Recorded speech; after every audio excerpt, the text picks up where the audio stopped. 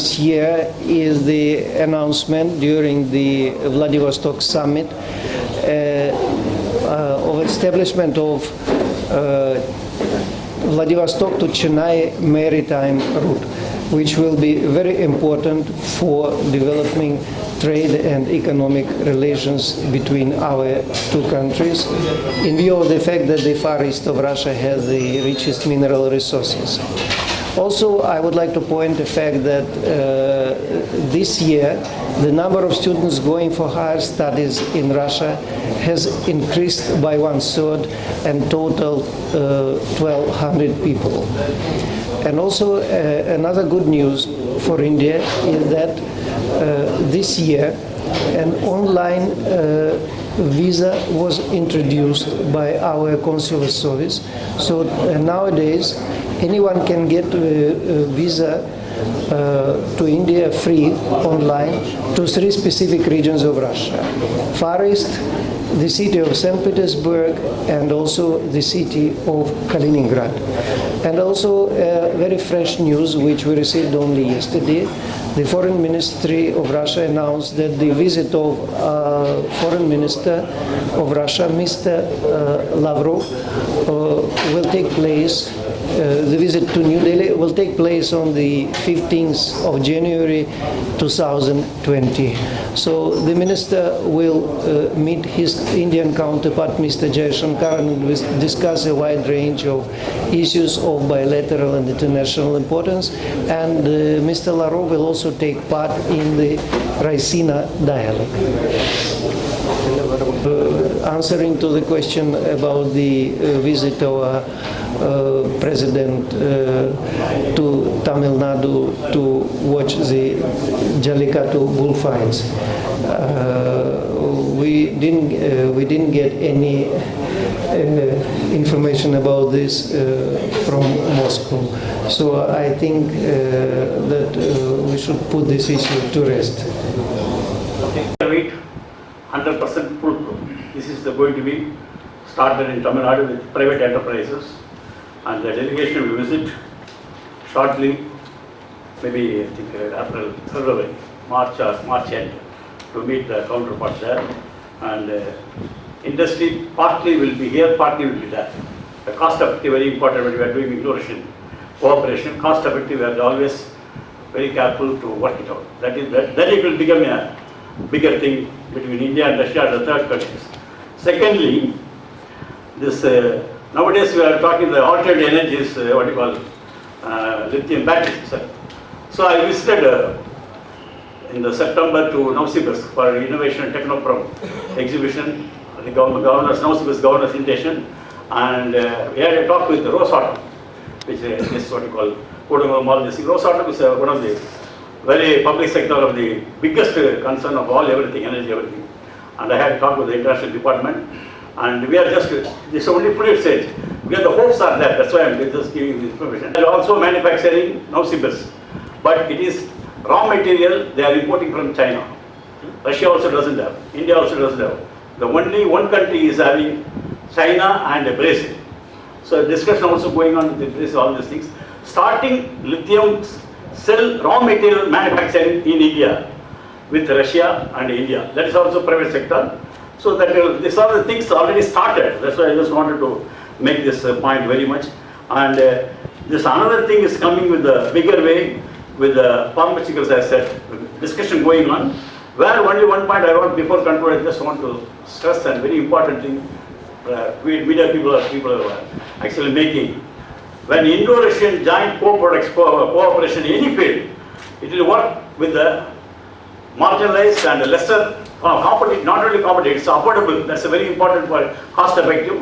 And I request through Consulate Government of Russia, all these things, to make it the double say taxation has to be totally cut off. That what Vladivostok meet with the Prime Minister Narendra Modi and Vladimir Putin made one point. They want to scrap the of Russian-Indian bilateral relations. And the key event of this year was the summit bilateral summit in the Russian city of Vladivostok in the far east of Russia, which took place last September.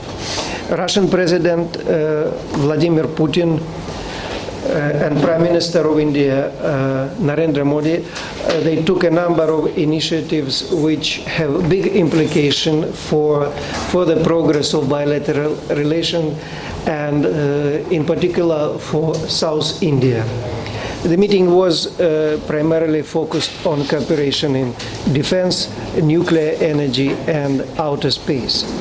You know that Russia is a global powerhouse and the eastern region of Russia is very richly endowed with vast natural resources like oil, gas, diamonds, gold, coal, timber, and vital non-ferrous metals.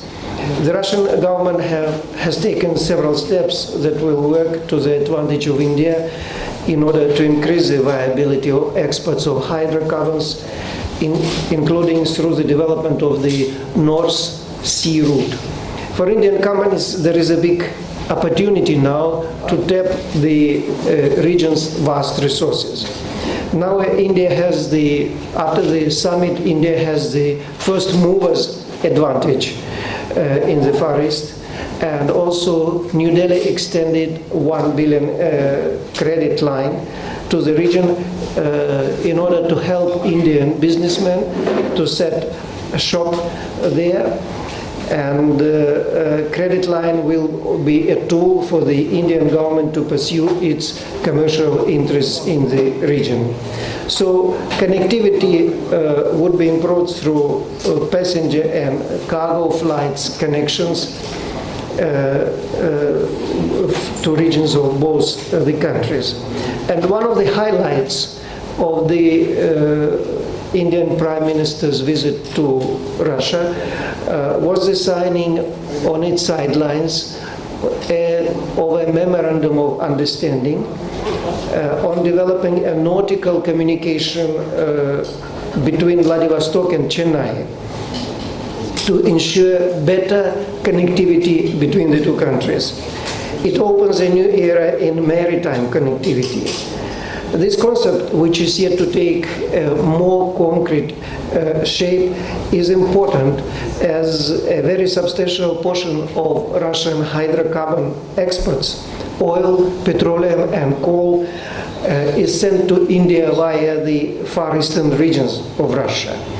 India is already a major coal importer from Russia. Indian partners own 20% in Sakhalin-1 oil project, which is also in the Far East. And Indian companies are invited to join other projects such as Far Eastern LNG and Arctic LNG 2. The Vladivostok-Chennai link creates a shared commercial interest in Indo-Pacific. For India, access to the region's abundant natural resources is a very attractive proposition. When implemented, the proposed sea route will lead to an increased business in Chennai Port Trust. It is now clear that energy and civil nuclear power are going to be key pillars of Indo-Russian ties in the near future. So the implementation of the flagship joint project, Kudankulam nuclear power plant, is going on at a steady pace. The first two units are already operational, another 2 are under construction, and the construction of the remaining 2 is about to start. It is planned that the third block will be commissioned in 2023, the fourth in 2024, and the remaining 2 blocks, number 5 and number 6, they will be respectively commissioned in 2025 and 2026. So the long-term target is to construct within the next 20 years 12 power units of Russian design on Indian territory. So the summit in Vladivostok confirmed bright prospects for cooperation between the Russian Space Corporation we call it Roscosmos, and the Indian Space and Research Organization, which includes the human space flight programs and satellite navigation. The cooperation will cover a few critical areas of the planned Indian mission to outer space, Gaganyaan. The Russian side has committed to share its experience in training of future Indian spacemen for a faster adaptation to overstress and weightlessness, which is a prerequisite for a success of the first manned space mission of India. So, and there is also another case very much related to this. In October, under the aegis of the Indo-Russian Chamber of Commerce and Industry, the president of the chamber is sitting here, so if you have questions. In the Russian Chamber of Commerce and Industry, a group of 56 students from Velamal, Nexus and other schools of Chennai went on a familiarization trip to Russia. They visited major space museums in 3 Russian cities, as well as a training center for space missions.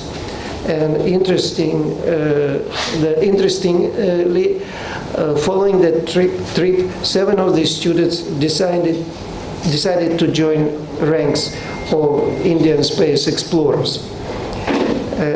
This year, there was a very significant, almost twofold, increase in the number of tourists going from South India to Russia. Russia is fast becoming a very popular tourist destination for Indian travels. So the system of visas online has been introduced this year to get visas free of charge for a weekly stay in the Russian cities of Vladivostok, St. Petersburg and Kaliningrad. Kaliningrad is the city on the eastern extreme of Russia. Likewise, we have more and more tourists coming from Russia to South India for recreational purposes and also for spiritual tourism. So a new variety of tourist activities was noted. So a group of 8 Indian enthusiasts on an anti-cancer mission started an auto ride in 2 cars in August from Coimbatore in Tamil Nadu, crossed the whole of India, Nepal and China into Russia, and then they traversed 11,000 kilometers starting from Vladivostok, the easternmost city of Russia, and finished their trip in the city of St. Petersburg in the west. You know that this was not just a cakewalk, it was a test on endurance, which the auto team passed with flying colors while making a lot of friends in Russia along this long way. We have some dedicated to that trip, and the organizer of the exhibition, Miss Meenakshi Arvind, was also present there, and she was kind to give us photos which reflects the experiences on a very long Trans-Siberian route, because before that some people from India whom I know, they went from Moscow to Vladivostok on Trans-Siberian route, but by train. But this is a unique experience when people, Indian people and Indian enthusiasts, half of them were women, they took this long and arduous trip from Vladivostok to St. Petersburg and covered roughly 11,000 kilometers in 2 cars. So you can watch these photos and see for yourself and may come to a conclusion probably that it was really a feat to cover such a big distance. And I think it took them about 2 months from Coimbatore to go from Coimbatore and to get to the to St. Petersburg, which is on the Baltic Sea coast of Russia. So there have been some positive trends as well in the sphere of education, because the number of students going to Russia for higher studies, and most of them go. So there are also exchanges between educational institutions. For instance, the students of the MGR Educational and Research Institute in Chennai on a regular basis go for training programs at the leading Russian universities. The St. Petersburg Polytechnic and also the Southern Ural University. So the world of sports is also a sphere of activities which has bearing to South India and in particular Tamil Nadu. Chess players of both the countries met at different tournaments, both on Indian and Russian territories. Last January 5, Russian chess players came to Chennai to play in the 11th Chennai Open International Grandmaster Chess Tournament for Dr. Mahalingam Trophy. After that, 3 of the Russian chess masters took place in Athens of the East First International Grandmaster Open Tournament, which was held in August in the city of Madurai. And one of these Russian players, namely Boris Savchenko, clinched the title. Then a duo from the Russian Academy of Music, a piano player and a trumpet player, gave a performance at the Russian Cultural Center in Chennai last June. Apart from that, a dancing troupe and a magician, all sponsored by the India-Russian Chamber of Commerce and Industries, earlier this year demonstrated their performing skills to the Tamil Nadu public.